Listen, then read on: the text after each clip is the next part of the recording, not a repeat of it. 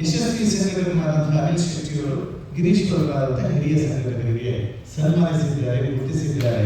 ನಿಜವಾಗಿ ಬೆಂಗಳೂರಿನಂತಹ ಮಹಾನಗರದಲ್ಲಿ ಯಕ್ಷಗಾನದ ಊರಿನಲ್ಲಿ ಈ ಸಂಘಟಕರ ಪಾತ್ರ ದೊಡ್ಡದು.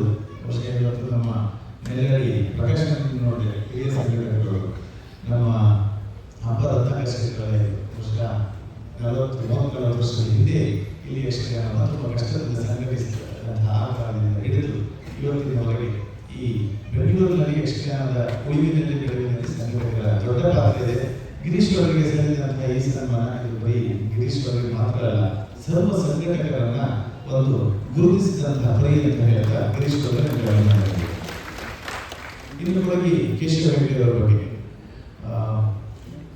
ಯಕ್ಷಗಾನದಲ್ಲಿ ಇಂಪು ಏನು ಹಾಗೂ ಆ ಮಾಧುರ್ಯ ಏನು ಅನ್ನೋದನ್ನ ಭಾಗವತಿಕೆಯಲ್ಲಿ ನಾವು ನೋಡಬೇಕಾದ್ರೆ ಕೇಳಬೇಕಾದ್ರೆ ಅದು ನಮ್ಮ ಕೊಳಗೆ ಕೇಶವ ಹೆಗ್ಡೆ ಅವರ ಭಾಗವತಿಕೆಯಲ್ಲಿ ನಾವು ಇನ್ನೂ ಒಂದು ವಿಶೇಷತೆ ಅಂತ ಹೇಳಿದ್ರೆ ಅವ್ರಿಗೆ ನೆನಪಿಲ್ವೇನೋ ಕೇಶವ ಹೆಗ್ಡೆ ಅವರ ಭಾಗವತಿಕೆಗೆ ನಾನು ಒಂದು ವೇಷ ಮಾಡಿದ್ದೆ ಒಂದು 2 ವರ್ಷದ ಕೆಳಗೆ.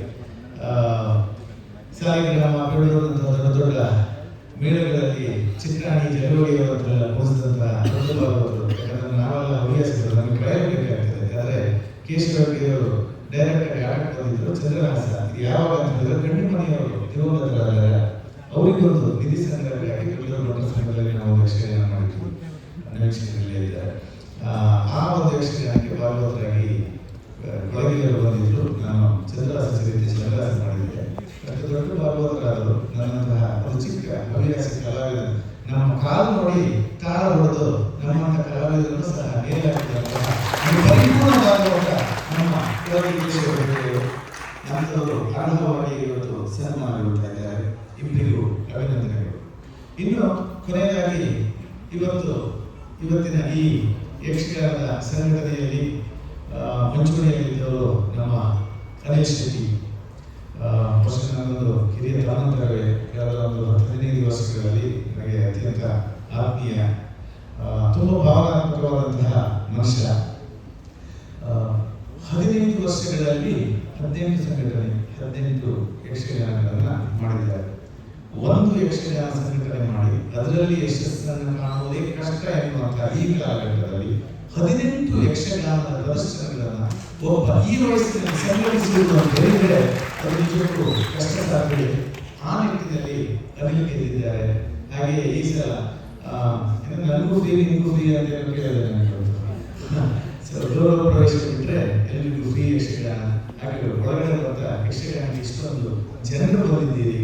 ಇದು ಯಕ್ಷಗಾನದ ಮೇಲೆ ಅನಿಲ್ ಅಂತವರಿಗೆ ಯಕ್ಷಗಾನದ ಅಭಿಮಾನಿಗಳಿಗೆ ನಾವು ನೀವು ಬೆನ್ನು ತಟ್ಟುವಂತಹ ಕ್ರಮ ಆಗಬೇಕು. ನಾವು ಇಷ್ಟೊಂದು ಯಕ್ಷಗಾನಕ್ಕೆ ಈ ಬೆಂಗಳೂರಿನಲ್ಲಿ ಇಷ್ಟೊಂದು ಜನ ಸೇರಿರುವುದು ನಿಜಕ್ಕೂ ಒಳ್ಳೆಯದಾದಂತಹ ಒಂದು ಸಂಜೆ. ಯಾಕಂದ್ರೆ ಈಗ ಶುರುವಾಗಿದೆ ಮಳೆಗಾಲ ಯಕ್ಷಗಾನದ ಮೇಳಗಳು. ನಮ್ಮ ರಾಜಧಾನಿ ಯಕ್ಷಗಾನ ಕಾಶಿ ಅಂತ ಹೇಳಿದ್ರೆ ಕ್ಷೇತ್ರ.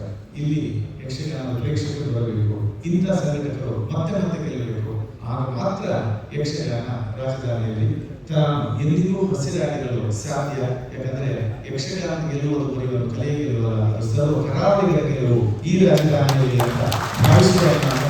ಆದ್ದರಿಂದ ಇಂತಹ ಸಂಘಟಕರನ್ನ ಯಶಸ್ವಿಗೊಳಿಸುವುದು ಮತ್ತೆ ಯಕ್ಷಗಾನವನ್ನ ಈ ಯಕ್ಷಕಾಶಿಯಲ್ಲಿ ಜೀವಂತವಾಗಿರುವಂತಹ ಜವಾಬ್ದಾರಿ ನಾನು ನಿಮ್ಮೆಲ್ಲರ ಮೇಲಿದೆ ಅಂತ ಹೇಳ್ತಾ, 2 ಒಳ್ಳೆಯ ಆಖ್ಯಾನಗಳಿದೆ, ವಿಶ್ವಾಮಿತ್ರ ಇದೆ. ಅದಾದಮೇಲೆ ನಮ್ಮ ನವೀಕ್ಷಕ ಪ್ರವೇಶ ನೋಡಬೇಕಂತ ತುಂಬ ಜನ ನಿರೀಕ್ಷೆಯಲ್ಲಿದ್ದೇವೆ. ಈ ಎಲ್ಲ ನಿರೀಕ್ಷೆಗಳಾಗಿ ಇವತ್ತು ಒಂದು ಅದ್ಭುತವಾದ ಯಕ್ಷಗಾನ ಪ್ರದರ್ಶನಕ್ಕೆ ಈ ವೇದಿಕೆ ಸಾಕ್ಷಿಯಾಗಲಿ ಅಂತ ಹೇಳ್ತಾ ನನ್ನ ಮಾತನ್ನ ಸಂಪರ್ಕಿಸುತ್ತೇನೆ. ಎಲ್ಲರಿಗೂ ಒಳ್ಳೆಯದಾಗಲಿ, ಎಲ್ಲ ಸಂಘಟಕರಿಗೂ ಒಳ್ಳೆಯದಾಗಲಿ, ಎಲ್ಲ ಯಕ್ಷಗಾನ ಕಲಾವಿದರಿಗೂ ಒಳ್ಳೆಯದಾಗಲಿ. ಕೊನೆಯದಾಗಿ ಯಕ್ಷಗಾನ ಗೆಲ್ಲಲಿ, ಗೆಲ್ಲುತ್ತಾ ಆಗಲಿ, ಯಕ್ಷಗಾನ ಗೆಲ್ಲಲಿ. ನಮಸ್ತೆ.